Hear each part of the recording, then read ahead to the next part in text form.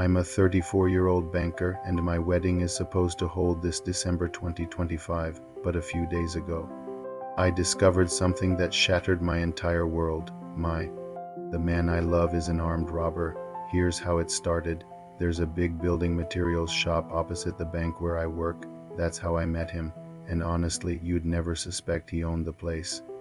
He was quiet, humble, and very reserved. Our bank has been robbed 4 times in the last 5 years. None of us ever suspected anything. I met Michael in December 2023 at a small restaurant where I usually eat lunch. He walked in and politely asked if he could sit with me. I said no problem.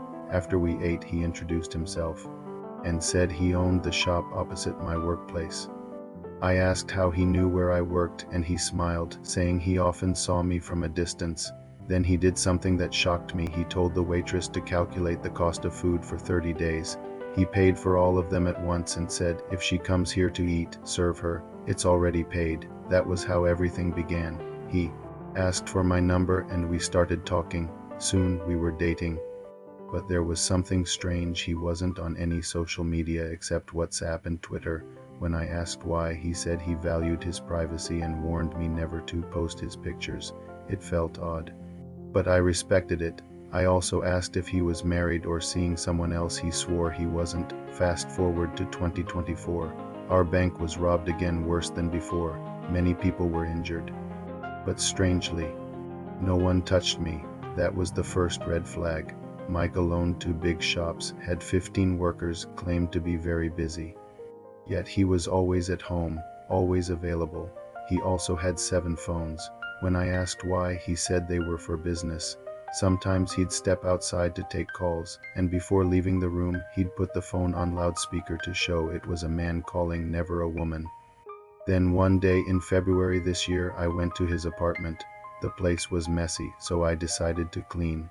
That was when I found something that froze my blood, a bullet case with bullets inside. I didn't confront him.